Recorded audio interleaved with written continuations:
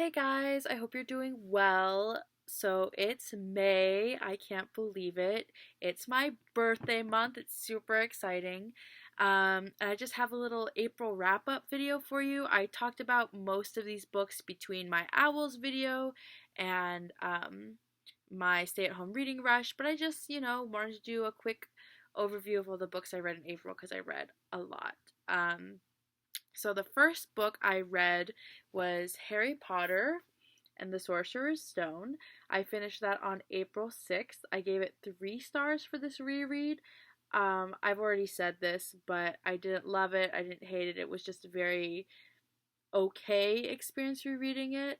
But I still had a good time, and I still really, even though I didn't connect with this book in particular, I still am very fond of the series.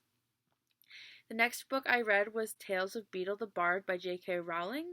I listened to the audiobook and I love Jude Law as Dumbledore. He's just like very, very good. Very ear candy is what I would call it.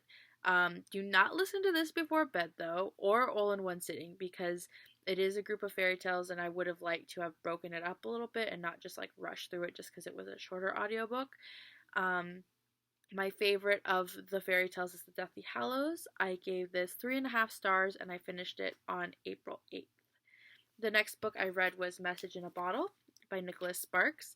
I finished this on April 11th. I listened to the audiobook, gave it 3 stars. Again, didn't love it, didn't hate it. Glad I read it, liked it better than the movie. And I'm proud of myself for actually finishing a book that I purchased a while ago. The next book I finished was on April 13th. It was Series of Unfortunate Events, The Reptile Room. This is book 2 in the series. I gave this 2 stars. I had to restart it 3 times because I kept putting it down and just not connecting with it. I guess I didn't need to restart it so many times. But I had been planning the Series of Unfortunate Events series, and so I really wanted to give this the time and attention it needed to do the series.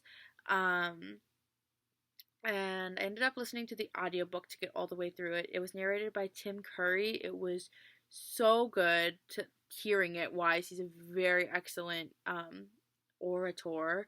But it was really hard not to DNF this. This was a struggle. I have notes for my video that I was planning, but I just am really disappointed in the series right now. So I just don't know if I'm going to make my video series based on the books because I'm just not feeling as excited and passionate about it as I initially did feel.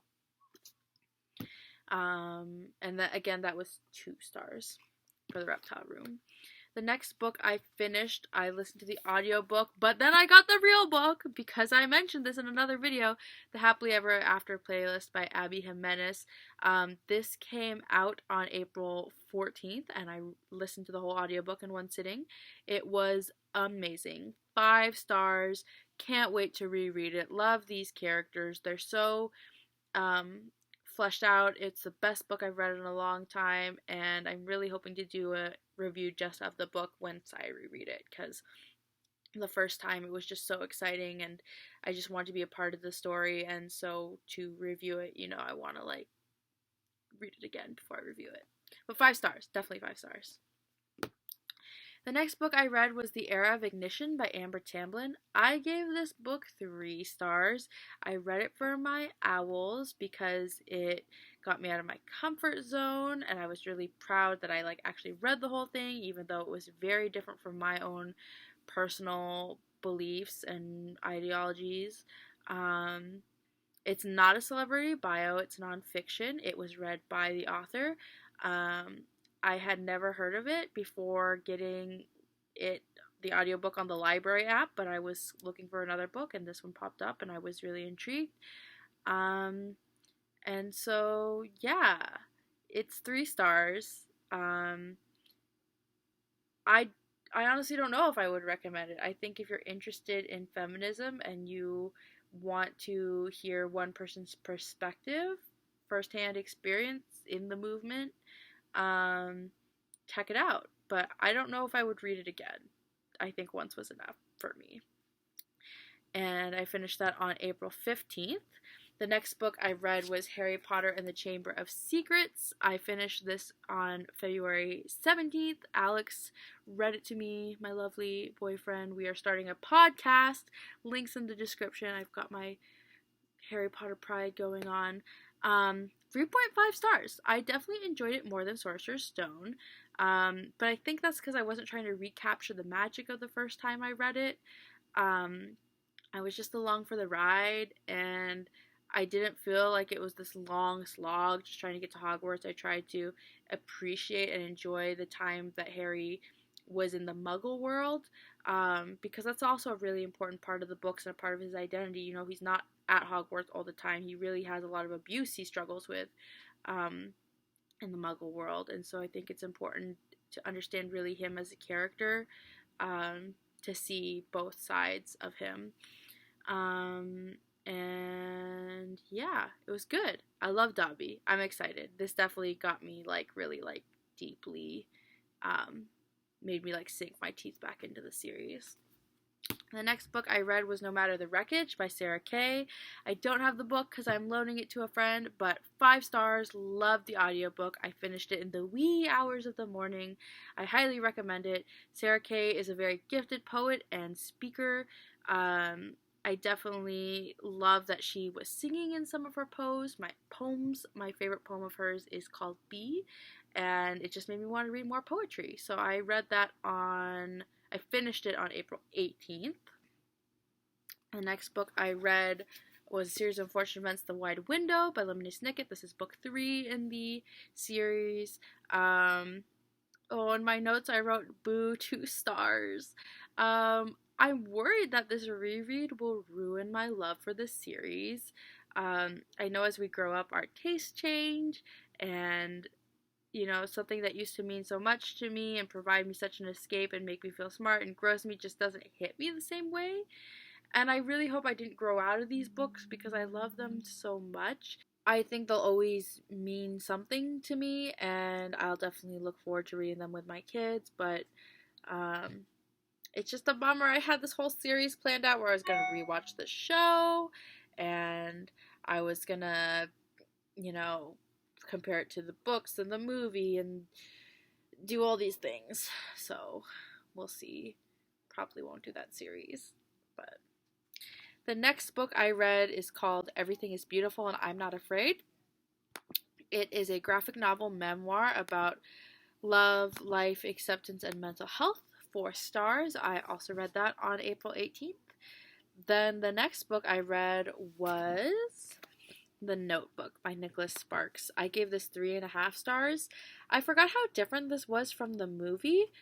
The movie really fleshes out their relationship when they were kids and then their time apart, and this really just focuses on that big reunion scene that we all know, the kissing in the rain and the boat. Literally, the book is that scene, and when they're old people. I listened to the audiobook. It was the 10th anniversary special, so it had music and a bonus interview with Nicholas Sparks, and it was a good time. I really enjoyed it. I really enjoyed the audiobook. I read that on April 19th. Now, in a turn of events, Owls kind of took the back burner at the end of the month. I did not read all my Owls books, and I'm disappointed about it. I mean, I guess, does this count as a white cover? I'm gonna look up a version of this and see if this does count as a white cover. But I ended up rereading The Hunger Games the last weekend of April. I was going to try to read them in 24 hours. It did not happen because the audiobooks are 11 hours each.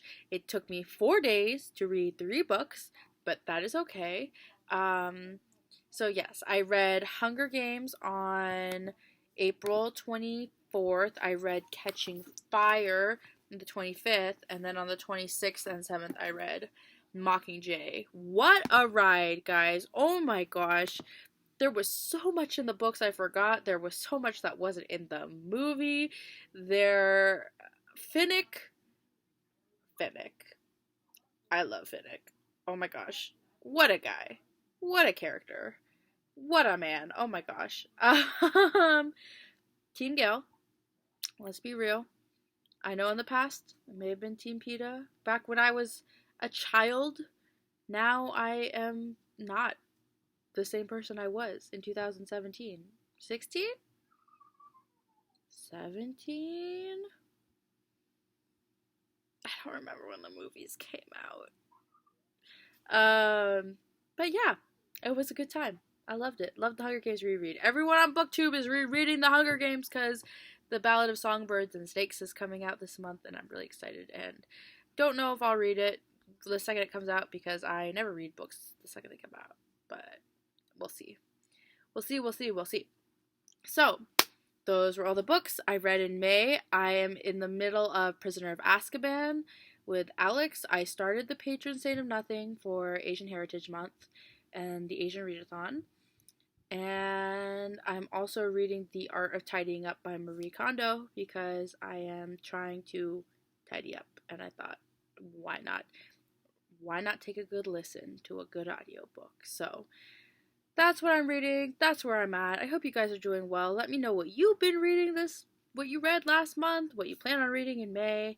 I'm really excited. There's a lot of fun videos coming out for you guys. So yes, thank you so much for watching, and I'll see you guys in the next one. Bye.